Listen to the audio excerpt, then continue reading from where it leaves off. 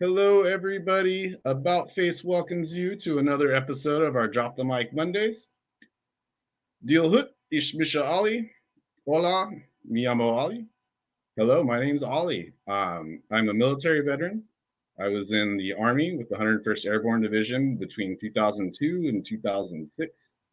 I deployed to the war in Iraq twice, where I learned a lot about the effects of militarism on myself, the other people I was in the military with, and most importantly, the people in Iraq, whether they be Sunni, Shia, or Kurd. And I am on staff here at About Face. I'm a campaign coordinator. I've been a member for about 3 years. So, Drop the Mic Mondays is a part of our Drop the Mic campaign. And one of the things we want to do with this Drop the Mic campaign is to expose the intersectionality of militarism, because this is a really big fight and it's going to take all of us to dismantle, the military industrial complex. So today we're going to be talking about a good example of that intersectionality in Hawaii. So for those of you who don't know, Hawaii was not discovered by Captain Cook. Hawaii was discovered by Hawaiian folks, and it was stolen, just like all the land here on the continental United States or Turtle Island. It was stolen. So the Kingdom of Hawaii was overthrown by corporate interests backed by United States military, and now is illegally occupied by our country and is a contender for one of the most heavily impacted places on the planet as far as militarism goes. Numerous bases, numerous environmental degradation sites. And today we're going to be talking about the Red Hill fuel storage bunker spill and how that has been affecting the people of Hawaii and the military service members. So we have a great couple of guests for you. We have Jamie. Jamie Williams is a Coast Guard spouse residing in Army housing at Kapukaki, also known as Red Hill. After spending 15 plus years working in medical research, Jamie decided to pursue a law degree in hopes of advocating for undeserved populations in the health sphere. Currently an organizer of the Shut Down Red Hill Mutual Aid and a member of the Shut Down Red Hill Coalition, Jamie is proud to stand in solidarity to support the demilitarization and decolonization of Hawaii. And then we also have Andre Perez. Andre Perez is a Hawaiian activist who organizes around Hawaiian self-determination and sovereignty. Andre co-founded Hanakahau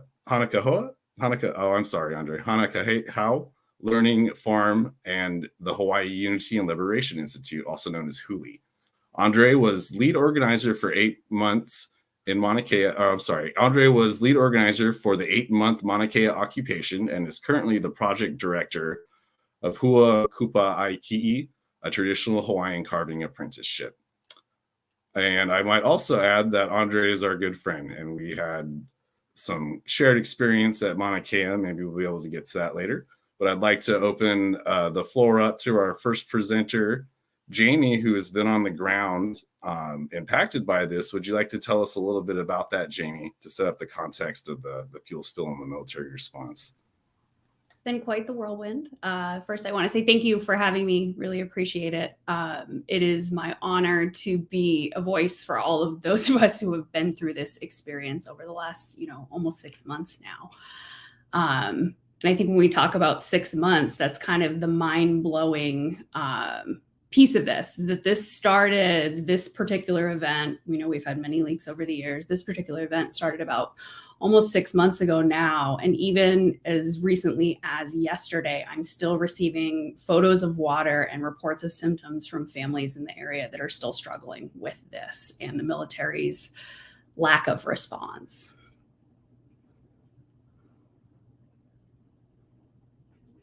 So currently, what is the status with people being displaced by this? Are folks still in a displaced housing situation? Have they been moved back into their permanent housing? So to date, all 23 neighborhoods, they broke everything down into zones, have been returned home, with the last, I believe, was late March. So we've been back home for quite a bit. My neighborhood was actually the first back. And I think for a little bit, things kind of quieted down. I wasn't hearing a whole lot from the community, but it's been in the last 2 weeks that things have seemed to have resurged, and we're not quite sure what's different. So just to maybe put a quick synopsis on it. So your water's been contaminated. They move you all out of your housing and then put you back in it, telling you the water's clean. And now, whether or not that was true, there's been more contamination, and that these okay. What are some of the health issues that are arising amongst folks that are suffering from drinking this water? So I run a Facebook support page for everyone in affected community, both in military housing and in the community. And the things we hear the most, it tends to be a lot of reports of, it's always the kids first and pets. So I don't think a lot of people are consuming the water or using it for oral hygiene at this point, but a lot of children put in baths or showers coming out with skin reactions, what appear to be skin irritation, potentially chemical burns, mouth irritation, nausea, vomiting, GI issues, a lot of folks having neurological issues, which is really frightening because that would indicate a higher level of exposure for a little bit longer time, things of that nature. And then, I was in the military, so obviously I have an idea of what their medical care is like. But that aside, do you feel like the military is adequately equipped to handle these medical issues, or has this been sort of overwhelming of the infrastructure? Not necessarily overwhelming of the infrastructure. I think being situated here in Hawaii with access to Tripler Army Medical Center, things like that, the resources are there. But it's almost as if the medical officers have been instructed, unless somebody has symptoms, we're not going to investigate. We're not going to run routine blood work that would maybe be great to check for how are your liver and kidneys doing after consuming, jet fuel. My own experience, I have civilian doctors because I'm on TRICARE Select out in town. And the response there was great, got baseline medical care. However, in an interesting move in mid-March, the state toxicologist sent a letter to all civilian healthcare providers advising them that it was not a great idea to run baseline level labs on families unless they were experiencing acute symptoms. And I just found it egregious that the state would involve themselves in that way with my private relationship with a physician. You know what I mean? Side note, Department of Health and the state toxicologist have been working closely with the Navy on the remediation, cleanup, and getting water back to a serviceable condition. It's that's really interesting because it's another example for us to show some intersectionality where, for instance, with burn pits, it's pretty obvious that most people that have deployed in these wars have been exposed to these burn pits, but they didn't want to have that be a part of, like, I can't remember what the term is, like the baseline of acceptance for potential symptoms. And then also, I don't know the exact facts, but I'm fairly certain that a lot of people had to get very sick from that before they would acknowledge that anything was going on. And I'm curious, with this fuel spill, how long did it take them to acknowledge there had been a fuel spill? Have there been many people that had already gotten sick? Did they really drag their heels, or just how did that go down? So the interesting part about this is that now, knowing what we know now, speaking with other families, so many of us were sick as early as summer 2021. With that, those GI side effects, the skin irritations, a lot of neurological symptoms. Folks told me they were Googling, early Alzheimer's in their 20s and 30s, thinking, wow, I feel really confused and foggy. This just isn't right. I think some of us in this area smelled the spill in November when it happened the weekend of the 20th. Didn't really put two and two together until after Thanksgiving, November 29th. The water starts to have an odor in most homes. And it was around that time where Captain Spitzer of the Navy sent out communication that, hey, everything's fine at Joint Base Pearl Harbor Hickam. My staff and I are drinking the water. It was really treated like an odor problem, and like families, it was a bunch of hysterical spouses, overreacting to an odor problem. And this was going to be taken care of expeditiously and things would be fine. It wasn't until December 2nd that we were notified that we could now, we were going to be moved to hotels. And then every branch from there kind of handled it differently. We are a Coast Guard family. It was probably another week and a half, and before they even said they would pay for the hotel that we had moved to. And even then, at that point, it was kind of on our own dime. They would reimburse us later. So all told, it's about $20,000 that we were out before we were reimbursed months later. So yeah, sort of not reflective of how much money is in the military budget, right? So it just goes to show you that when we talk about cutting the budget and they tell you that that is going to impact troops, that money is not being spent on the quality of life of troops, sailors, soldiers, their family members, the people who are impacted by all this, of course. So you have some photos that you brought with us, or brought with you, I should say, today, of some of the stuff you've seen. Should we go through that now? Yeah, sure. I'm sure we'll get that popped up in just a second.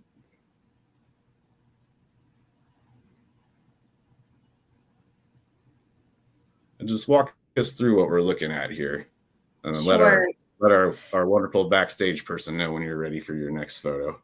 So as we first entered the crisis, the Navy was really scrambling, and one of their first thoughts was, okay, we're going to flush the water system, and that ended up being their fix to date. So that involved a system flushing large amounts of water out through fire hydrants, and then flushing each of our homes, in some cases multiple times. My house was flushed 3 times and was still having issues after that. So this is a photo from early on in the response. The Navy had connected to fire hydrants in the area and violating several sections of EPA code was flushing directly onto the ground or into storm drains, which, as we know, not a great idea. You have highly contaminated water source. Storm drains go directly to the ocean and affect the ecology here. So I think many of us had photos, and we reported immediately to Department of Health and EPA, hey, somebody's got to get down here. This isn't acceptable. And I think we're ready for the next one. So this was our water source for a few months. I think most families initially evacuated to hotels, and then it became kind of a situation where folks would go and shower there, but they were in their homes. And we needed water for dishes and that sort of thing, cleaning around the home. So they set up these water tanks, one potable and one non-potable, in the parking lot, kind of in the center of a couple of different neighborhoods. And folks would go and fill reusable jugs to get bulk water. And we're ready for the next. So these photos are recent. This is from, well, the top right is my house a couple weeks ago, and then the left and lower right are within the last 3 days. So we're still seeing something in the water, and I think it's really hard to get these photos and show visual proof. But if you're seeing visual contamination in your water, I don't need to be a lab. I can see that it's there and something's not right. And I think the Navy is continuing to just really gaslight people and say, oh, you know, water's fine. It was tested safe. The DOH is on board. EPA was on board. Sorry, can't help you. At this point, if you report visual contamination in your water, the Navy will send someone out. They do a rapid on-island test, which from my digging apparently is not that sensitive. And so far they have found no fuel in any of those tests. You know, I hope everyone can see the swirling fossil fuel products on the top of that water as easily as I can. That is what water looks like in a parking lot, in a puddle. You know, that's not fit for people to drink. I'm curious, the scientist in me is curious what they think the tolerance is for jet fuel in your water, because it should be 0. So also having a STEM background, I think there's a lot of discussion around the fact that if you look and plot on a graph, the amount of times the Department of Health here in Hawaii has increased their environmental action levels. And if you look at the time points, and it almost increases in step with Navy spill, oh, we'll increase the environmental, or, you know, the action levels. Oh, another Navy spill, we'll increase it again. So maybe in 2017, it was 100 parts per billion was your action level. We come to today, right before the spill, it was 400 parts per billion. Yeah.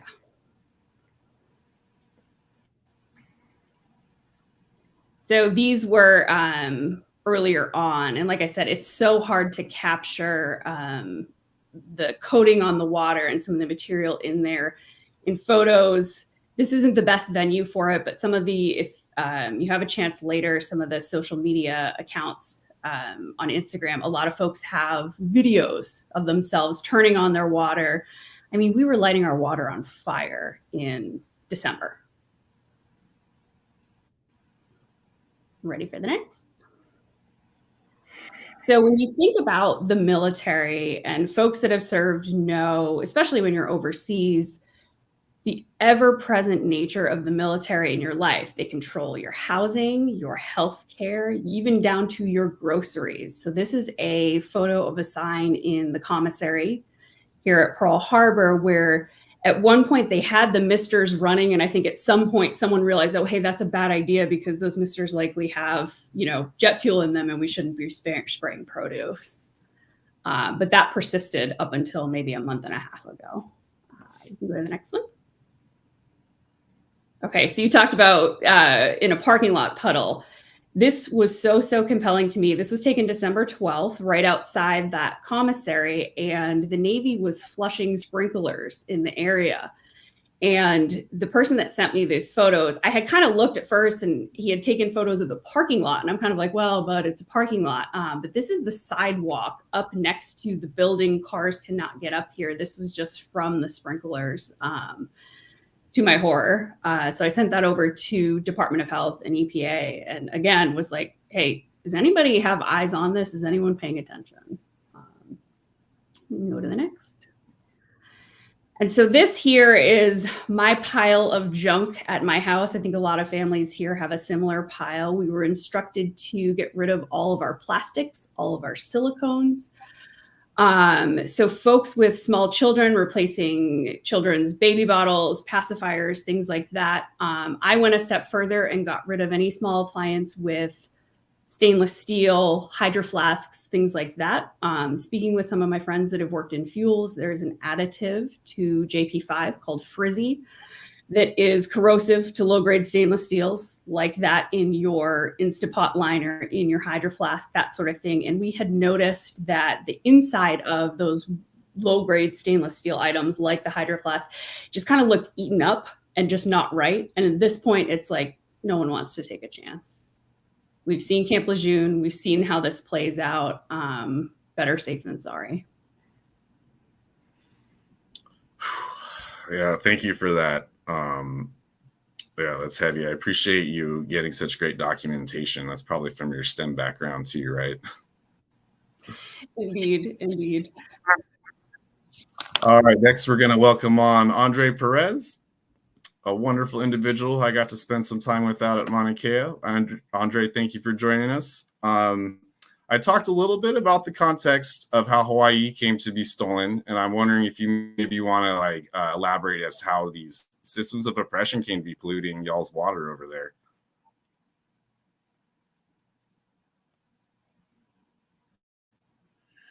Sure. Aloha, everyone. Andre Perez here, coming from Waiawa, Oahu. I mean, with militarism and militarism impacts really since 1893. Since the United States landed Marines on the shores of the Kingdom of Hawaii, which was a sovereign nation with full recognition and full equal status to the U.S. And, they landed the Marines in 1893, basically overthrew our government. And here we are today, 128 years later as the state of Hawaii.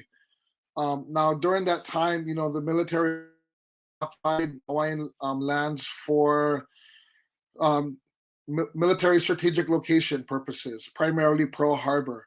So in a sense, Pearl Harbor is the crime for U.S. imperialism and the takeover of the Hawaiian Kingdom. Again, a nation state with full recognition to any other European country out there. So we've been in a military occupation, and over the years, military impacts um, on our island ecosystems have been significant.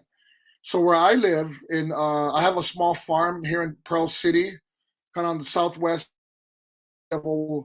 I live literally directly across a Superfund site, one of the worst contaminated sites in the U.S. Most contaminated with PCBs, mercury, and other toxic chemicals in the ground. The you know deal with we're in an ecosystem. We have finite resources, and especially in terms of land. And yet the military occupies some of our most some of our most rich and diverse land, producing lands. Pearl Harbor itself was considered the breadbasket of Oahu. That's where the majority of food was produced, with over 20 edible shellfish ranging from clams to oysters, etc.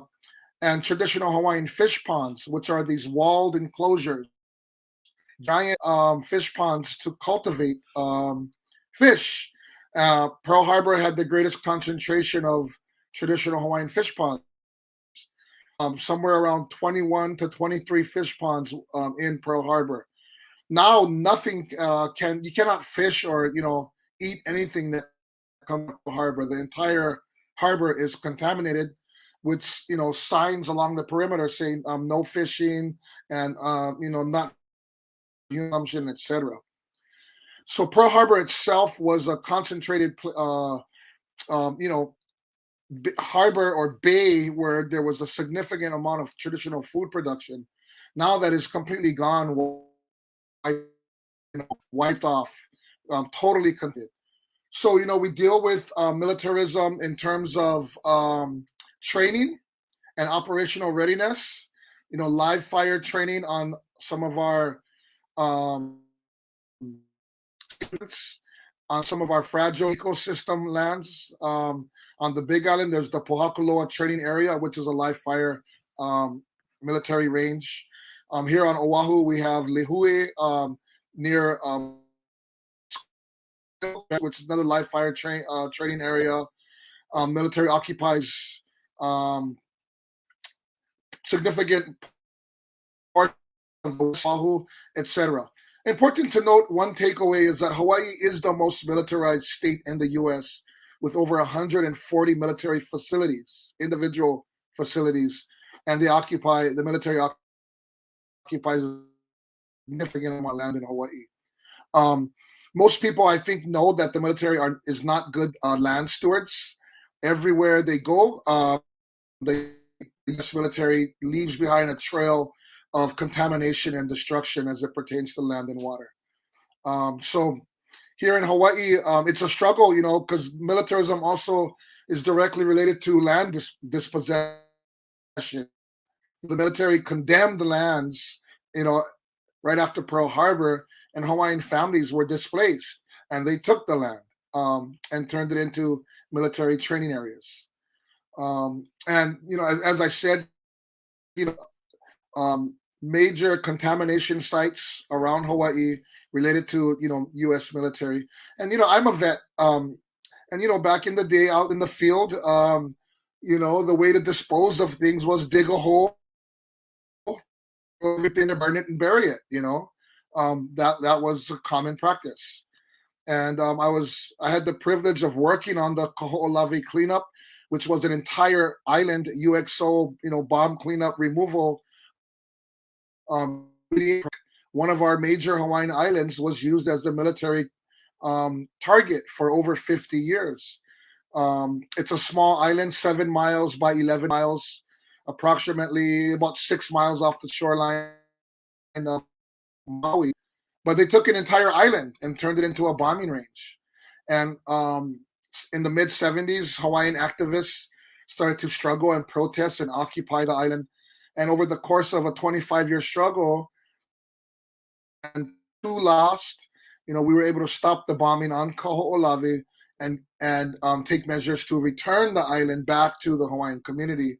Of course, that required a massive UXO cleanup. I was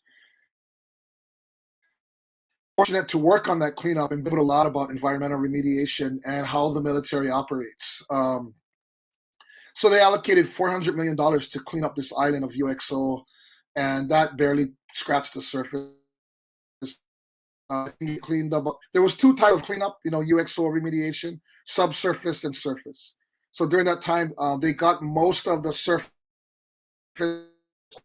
moved, and probably about 30% of subsurface. So we still have an island that's completely contaminated with UXO and really just used as a kind of a cultural excursion place where students go to, etc. But so Hawaii, just has a long history of militarism and military impacts, and that includes stories of military personnel in Hawaii. One of our famous cases, which still resonates in our community, is the Hawaii case where a military accused a young Hawaiian of raping her, and the military personnel formed their own lynch mob and killed this young Hawaiian man. And later, he was found to be innocent, and the military wife was fabricating her story, and it cost this guy his life. Of course, military personnel in Hawaii, prostitution, has been a big thing in Hawaii, and just having the impact of housing from military personnel, it has an impact on the local community. Military personnel who get basic allowance for quarters drives up the rent for local people. Landlords, owners who rent their properties prefer to rent to military folks because it's steady income and they know they can get more. And so that's for local people here in Hawaii as well.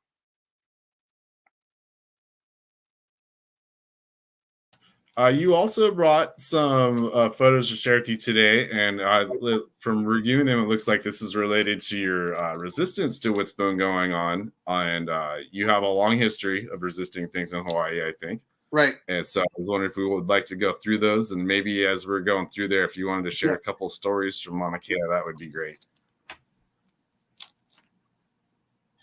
Sure. So for myself as an organizer and a direct action trainer, sorry, that was supposed to be a bio photo if we needed one. We can go to the next photo. But that's me on Mauna Kea. So what happened, the Red Hill issue and where we got involved was in November. The fuel leaks have been really happening since they built the tanks. The Navy's records show that since 1943, there's been over 70 discharges for about 180,000 gallons of fuel leaked into our aquifer since the 1940s, early 1940s. So there's been this Red Hill fuel storage leaking into our aquifer has been going on almost since the time the tanks were built. I got involved when when it started to come out in the tap water in November, and military personnel were displaced from military housing. What I saw was, that this is a huge issue for Hawaii and Oahu, and it's going to affect everyone. And that the Hawaiian community, the indigenous people of this land, Aboriginal people, that we need to have a voice, we need to have clear leadership, and we need to get involved. So as a nonviolent direct action organizer and trainer, we organized an action. I made some phone calls, got some people together, and said, hey, we gotta organize and take charge on behalf of the Hawaiian community, the host culture, and we need to make sure that we have a clear, distinct voice on this issue. So the first thing we did was we organized an action to get their attention. If we can go to the second to the last photo, maybe, of close up. Here we go. So we in organizing direct action, I run a wood carving program, and we have carving students who carved this image of Kane Ika Vaiola, Kane, the god of water, the traditional Hawaiian god that's responsible for all forms of life, fresh water and sunlight. Um, this is our visual image of our god Kane, god of the water. So we took an action and we built a shrine with the carved image of our god of the living water directly in front of headquarters Pacific Fleet. And the intention was, to get the Navy's attention and let them know that, that we have a voice, that we're here, that we're not invisible people. We're still the indigenous people, of this land. And so, we organized an action. About 80 people showed up pre-sunrise, about 5 o'clock in the morning, and we rolled up to the front gate of U.S. Pacific Fleet headquarters, and we built this shrine directly in front of their gate entrance sign.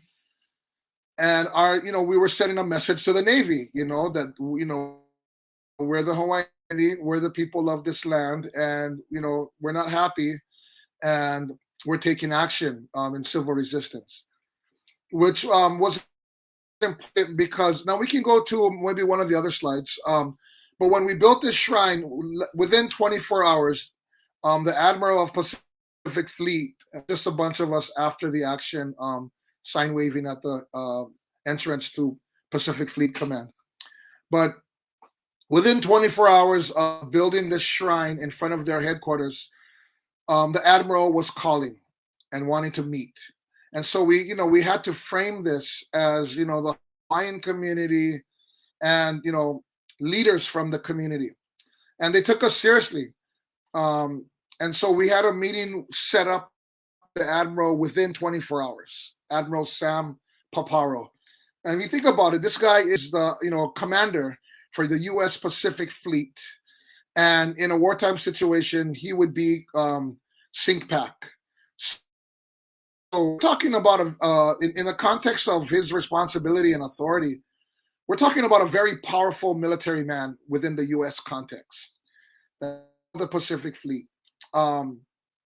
This is a guy who reports directly to the president, to the Pentagon, etc., to D.C. We had a meeting with him, and we were able in that meeting to explain a history. It was probably a little difficult for the military admirals that we were meeting with, but we gave them a long history and synopsis of the impacts of U.S. militarism in Hawaii, and talking about the contamination of our water, our land, the social dynamics of military personnel in Hawaii, etc. And that we're demanding a voice, a sit table, and that they shut down this fuel facility. And by taking direct action and making a Hawaiian leadership voice visible and present, they had to deal with us. Even if it was in the interests of their own PR, they had to deal with us. And I think that we made some convincing arguments with the Admiral. And ultimately, the good news, at least a little ray of hope, is that the Navy announced last month that they were going to decommission the fuel storage facility and shut it down. However, the next question is when and how, because it's still definitely a threat to our aquifer. There's still over 100 gallons of jet fuel sitting 100 feet above our aquifer in this leaky facility. So we still have a problem in terms of the threat. So the big thing now is how can they safely defuel the facility without causing more spills and get the fuel out and again to decommission the facility, whatever that looks like. I mean, there's a lot of unknowns right now, in terms of the infrastructure. They're telling us that it's fragile and that even defueling can be a risk. And I'm like, okay, so if defueling can be a risk, then fueling just regular day-to-day operations is a risk. You're finally admitting they're finally inadvertently admitting that this thing is not safe, this facility. So they have announced publicly that they are going to decommission and shut down the facility, but there's still fuel in there, a significant amount. Again, it's still a fragile, decrepit, kind of broke down facility, and we still have a ways to go to protect our water. So I'm assuming they're going to want to store the fuel somewhere else in Hawaii. And so I've experienced sort of with how these things might work without the military, where they have to do like a permitting process and there's a public comment period. Does the military provide that opportunity when they build things in Hawaii? Or are people allowed to come to the table and express their concerns during some kind of a process? Or it's just like, this is what we're doing? Yeah, no, usually, no, this process, of course, they have rules and regulations they got to follow, right? So there's consultation, there's, environmental impact assessments and statements, etc. So, one of the things, though, is this facility, as the Navy likes to claim, was one of their key points, is an so-called engineering marvel of the world. And in a certain way it is, how they were able to cut into a solid rock, kind of mountain, and core out all, basically hollow out this mountain and build a 3-story underground facility. There is a lot of labor, engineering work that went into this facility. So that makes the decommissioning part even more complex. It's an underground tunnel that goes from the facility all the way to Pearl Harbor. So of course that creates security concerns. I don't know that they'll ever turn over the facility, but we want the fuel out. We want it decommissioned. And so that's the next step for us is keeping the Navy's feet to the fire, making sure that we're following the processes that are happening and that we're in the loop and aware. Because as Jamie said earlier, some of the things that the Navy was doing was irresponsible. We're trying to flush the system right out of the fire hydrants. And that's going right into the storm drains, which is going right into the ocean, which is where Hawaiian people and other countries get their food from. So, right now, the Navy's behavior and reputation is, of course, not trustworthy. We don't trust the Navy. Nobody does. Every step of the way for this particular issue at this time in the past 6 months, it's been a PR nightmare for them. They denied it to the point of their personnel ending up in the hospital with carbon poisoning, with children in the hospital with carbon poisoning. They denied it, and they denied it until they could no longer deny it, and so there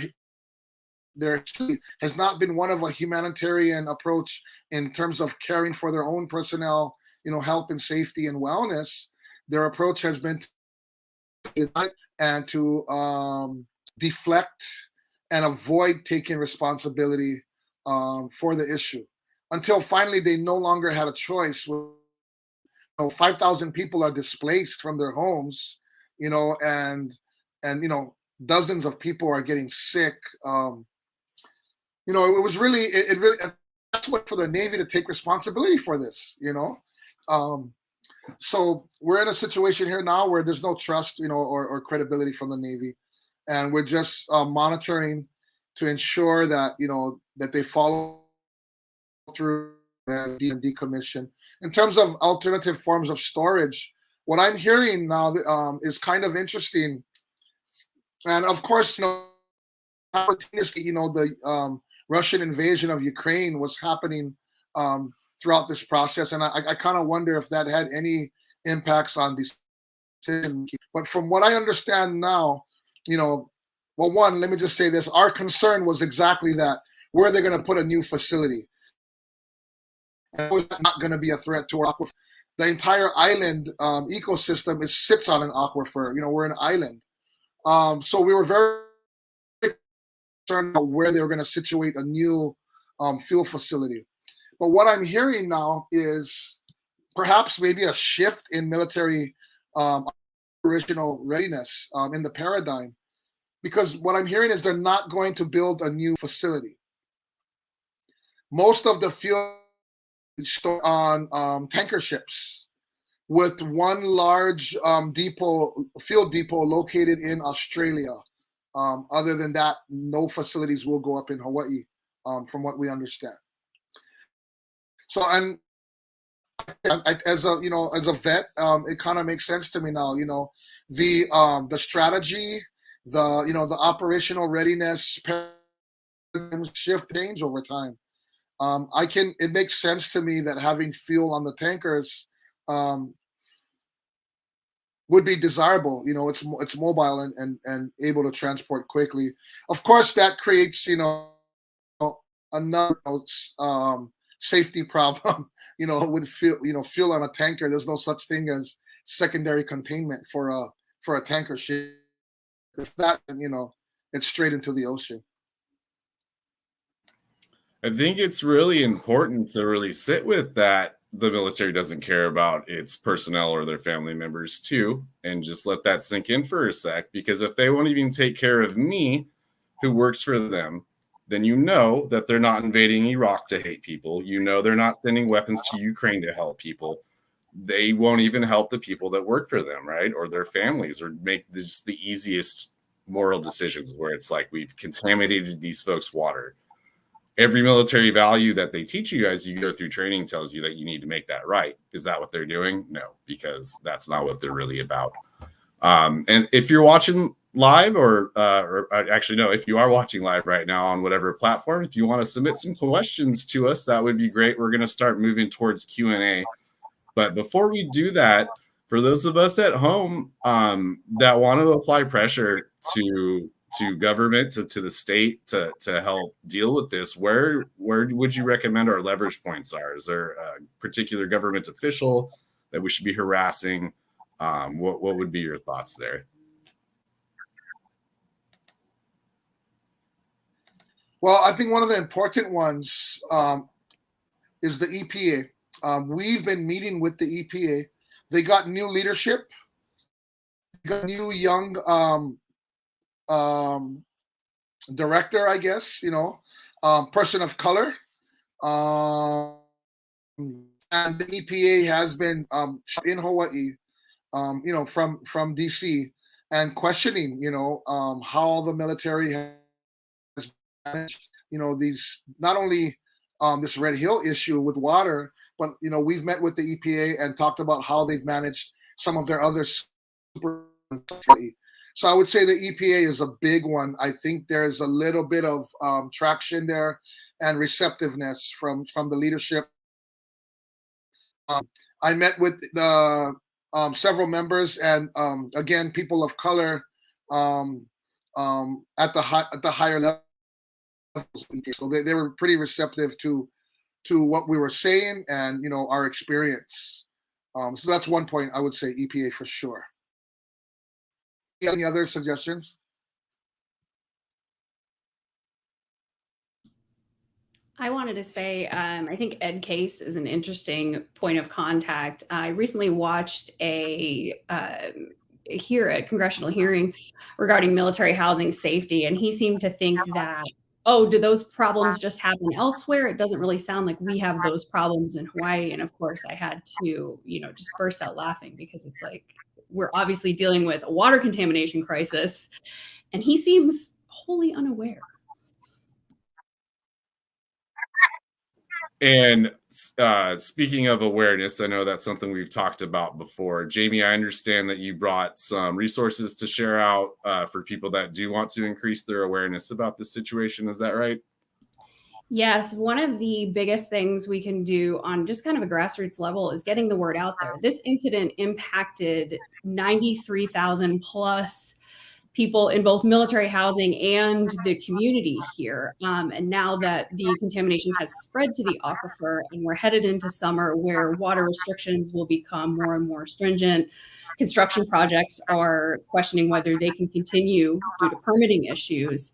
I think raising awareness for this on the continent is such an important thing. So I would encourage anyone who's interested in the issue, follow the hashtag #ShutDownRedHill and #ShutDownRedHill now on Instagram. Oahu Water Protectors.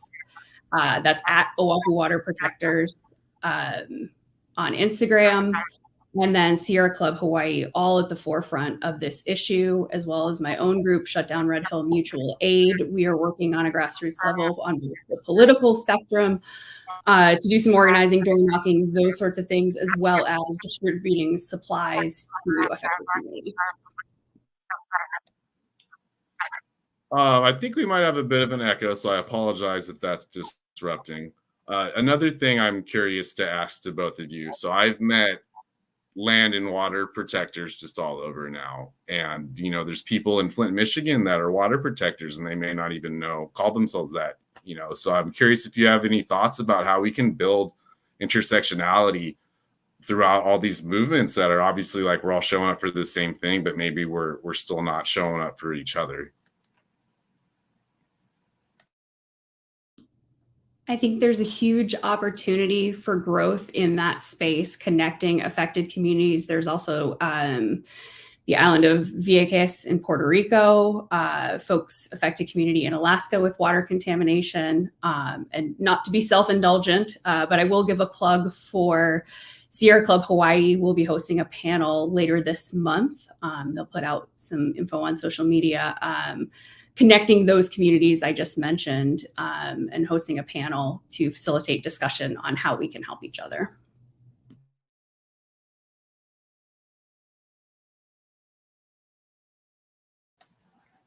Did you have any thoughts about movement building, Andre?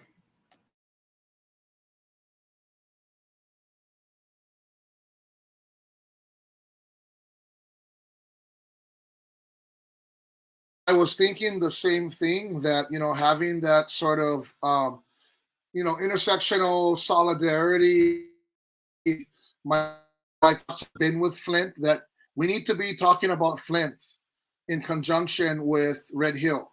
You know, you know, it's the having water contamination due to U.S. government irresponsibility is not acceptable, and we have responsibility to organize and to resist, and, you know, to take matters into our own hands.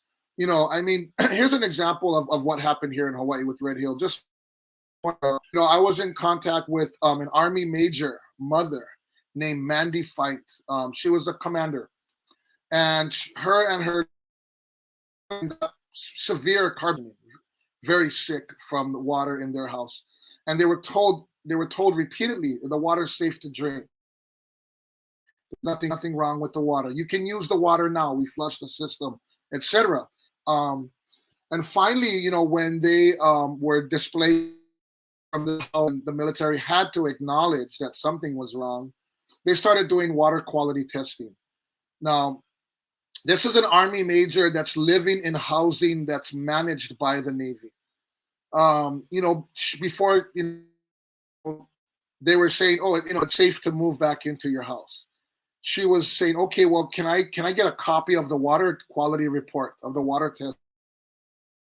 And basically the Navy told her that she'd have to file a FOIA, a Freedom of Information Act request, to get access to the water data. So, like, you know, I mean, that's how ridiculous it is that military personnel got to file a FOIA to see the test results from their drinking water. I mean, we all know if they had nothing to hide, they'd have no problem sharing that data. But they have not shared data every step of the way. They've dragged their feet and have not wanted to share the data. Particularly the big one that's happening right now is underground migration. The field moving within underground and traveling. The Navy has installed test monitoring wells to try and detect that, but they don't want to share the data. Anyway, sorry. So back to, you know, solidarity building, definitely important. You know, water protectors now is a thing. Here we are in 2022, and we have a huge movement of water protectors. You know, I spent 5 weeks at Standing Rock with many protectors there. And it's unfortunate, but we have to engage in civil resistance and taking matters into our own hands to protect our water, or we cannot trust the military or the government to do it for us. So that intersection solidarity is really important. That we share each other's stories and we uplift each other's struggles and demand accountability for everyone. And being conscious, very conscious that shutting down Red Hill, we don't want that to mean that a new fuel storage facility become someone else's problem. Another community. We didn't want that. So we were very conscious and clear about our politics and our positioning on a new facility. And so we're fortunate that didn't happen in terms of I'm all about the solidarity. Water protectors from Mauna Kea to Oahu to Standing Rock to Flint. We need each other.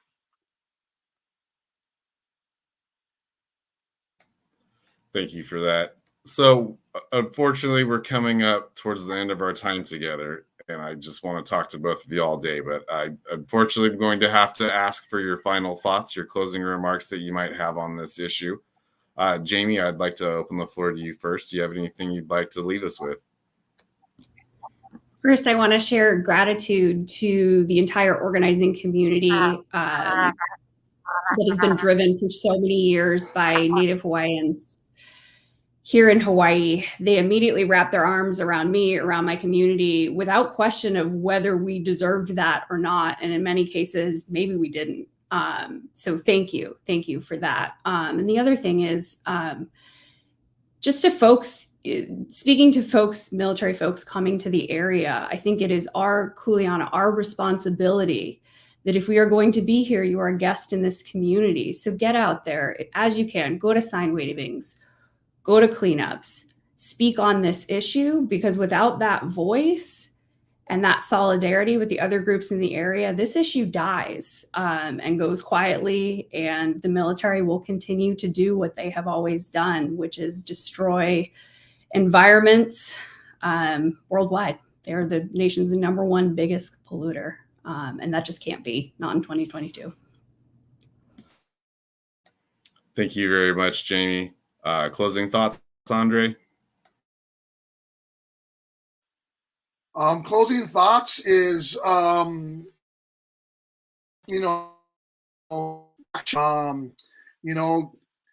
there's leaders and then there's leadership. And I always try to focus on taking leadership and organizing and taking action. We cannot be idle. We cannot trust the government or the military to take care of our water.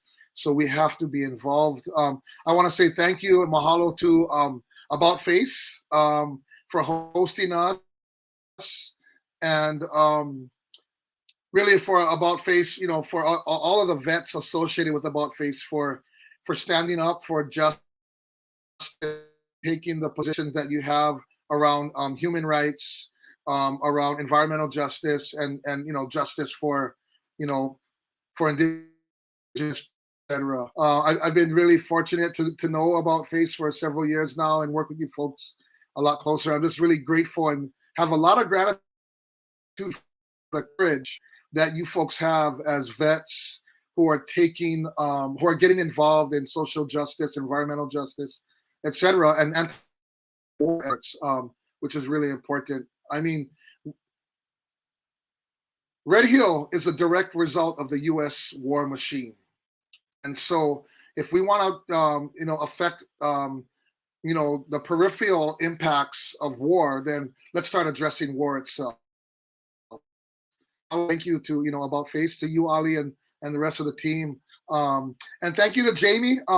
This Red Hill issue has done something quite unique. I would say it's brought the Hawaiian community and a large sector of military personnel and military active duty folks together, and we've done a lot of relationship building with the Hawaiian community and military service personnel and dependents, and we've built a lot of solidarity and really broke down a lot of barriers between the Hawaiian community and military folks stationed here, because we were all impacted by drinking water, and it brought the human side in all of us, and we really came together in a big way. And if we use that as a model, we need to come together in solidarity across all sectors. So thank you, Jamie. Thank you for that, Andre. And I really like this conversation because, our organization formed originally as Iraq Veterans Against the War. I'm wearing our old school shirt today. And so people may not understand how we came to be on the front lines as water protectors and all, and in the uprisings and whatnot. And it's because police violence is militarism. Police violence is war. The contamination is war. These are all intersections that we are going to continue to show up at in recognition that this is all militarism, and that the roots of militarism are really here with colonialism and the racism and all the things that our systems are based in that clearly don't care about the people of this country, especially, the black and the brown ones. On that heavy note, I thank everyone for joining us today. I think our great, if I can borrow a word from my coworker, dynamic panel. I really appreciated all of you and what you brought to the table. And thank you so much for getting up early. I know it's really early in Hawaii to talk about this heavy stuff because it does need to get talked about. And we look forward to just continuing to be in struggle with both of you. Thanks to all our viewers. Have a great day.